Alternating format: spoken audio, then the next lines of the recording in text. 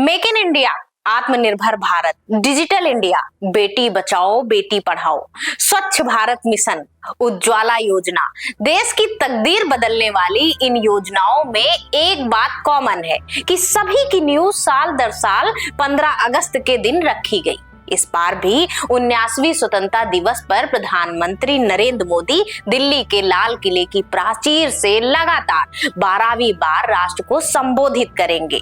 आजादी का सेलिब्रेशन बड़ा अवसर है और इस बार भी सबकी निगाह प्रधानमंत्री नरेंद्र मोदी पर है। इस साल पहली बार राष्ट्रगान बजाने वाले बैंड में 11 अग्निवीर हिस्सा लेंगे। साथ ही इनविटेशन कार्ड पर ऑपरेशन सिंदूर का लोगो और चिनाब पुल का वाटरमार्क भी होगा, जो नए भारत के उदय को दर्शाता है। मगर फिर भी इस दफा चर्चा आजादी से ज्यादा उस कुर्सी की है जिसे लेकर विपक्ष संसद से सड़क तक जंग लड़ रहा है।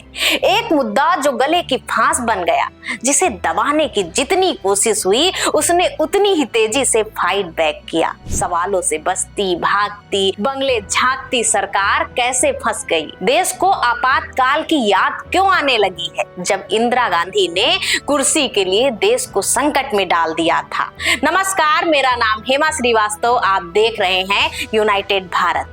इस इंडिपेंडेंस डे बात उस विपक्ष की कर लेते हैं जो भले कमजोर हो, संख्या में कम हो, बार बार जिसकी खिल्ली उड़ाई जाती हो, मगर मौका पड़े तो सरकार के कान उमेटना भी जिसे आता है। आइए सिलसिलेवार तरीके से समझते हैं। लोकसभा चुनाव 2019 का सियासी मिजाज 2014 से काफी जुदा रहा। विपक्ष लगातार किसान, बेरोजगार और महंगाई जैसे मुद्दों पर केंद्र को आईना दिखा रहा था। उत्तर प्रदेश में सपा बसपा का गठबंधन मोदी जी के लिए सिरदर्द बन रहा था। उधर बिहार और झारखंड में कांग्रेस ने आरजेडी सहित तमाम छोटे दलों के साथ हाथ मिला लिया था। वहीं महाराष्ट्र में कांग्रेस ने एनसीपी और तमिलनाडु में डीएमके के साथ गठबंधन करके बीजेपी को सत्ता में आने से रोकने रणनीति अपनाई थी। यहाँ गौर करने वाली बात यह है कि 2014 के लोकसभा चुनाव में नरेंद्र मोदी ने उत्तर प्रदेश, बिहार, महाराष्ट्र और झारखंड जैसे राज्यों की ज्यादातर सीटें जीतकर केंद्र की सत्ता पर कब्जा किया था। मगर 2019 में समीकरण बदले बदले से थे। राहुल गांधी अपनी रैलियों में किसान और नौजवानों के रोजगार के मुद्दे को उठाने के साथ साथ राफेल डील के बहाने मोदी जी की भी भ्रष्टाचारी बताने में जुटे रहे। वहीं प्रियंका गांधी के सियासत में कदम रखने से कांग्रेसियों में एक अलग जोश दिख रहा था। फिर आए नतीजे, भारतीय जनता पार्टी ने 303 सीटों पर जीत हासिल की और अपने खाते में 2014 वाला पूर्ण बहुमत बनाए रखा। भाजपा ने 37.36% वोट हासिल किए, जबकि एनडीए का संयुक्त वोट शेयर 60.37 करोड़ वोटों का 45% था।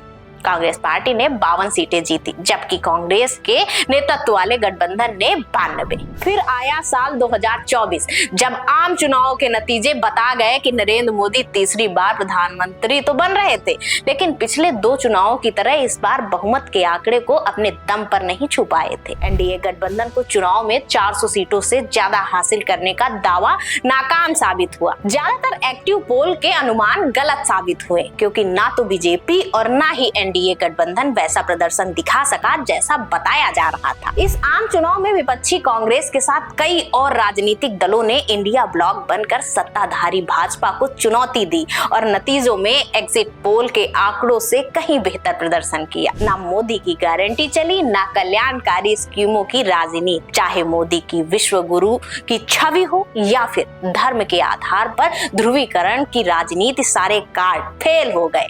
मगर मोदी है तो मुमकिन है, तो मोदी जी तीसरी बार भी प्रधानमंत्री पद की शपथ लेने में कामयाब रहे। मगर विपक्ष को कुछ खटक गया और तब से ही Rahul Gandhi and company EVM छोड़ चुनाव आयोग के पीछे हो ली। बेंगलुरु सेंट्रल लोकसभा सीट के तहत आने वाले महादेवपुरा सीट पे महीनों खर्च कर कांग्रेस रिजल्ट ले आई और अब जो कुछ राजनीति में चल रहा है उसमें भले कांग्रेस उठा उठा के पटकी जाए, मगर विपक्ष वोट चोरी का नैरेटिव सेट करने में तो कामयाब रहा। इससे भला कौन ही इनकार करेगा? जिस आजादी की कीमत खून देकर चुकाई गई, क्या वे यही आजादी थी?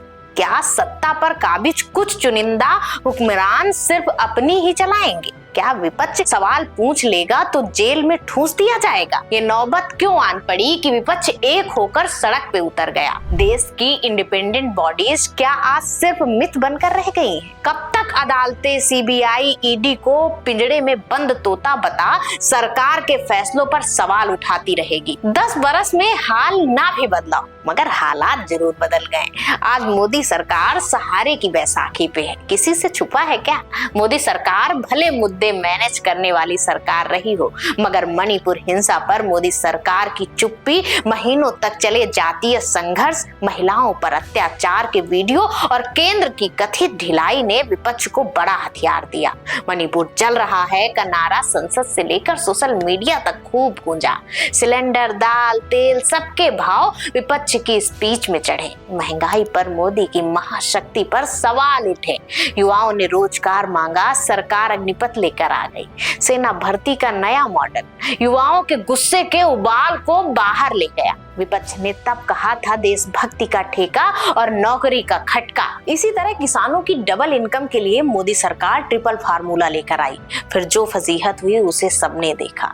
टस से मस न होने वाली मोदी सरकार भी पलट गई। खैर, आज हम आजादी की सालगिरह मना रहे हैं तो सोचा देश को पिछले 10 बरस की याद दिलाते चलें, जिसने भारतीय राजनीति को कई बड़े उतार चढ़ाव दिए, साथ ही सोचने पर मजबूर भी कर दिया कि क्या लोकतंत्र में जिसकी लाठी उसकी ही चलेगी? क्या गरीब गुर्बत के लिए आज भी आजादी दूर की कौड़ी है? आप भी सोचिए जनाब। जय हिंद।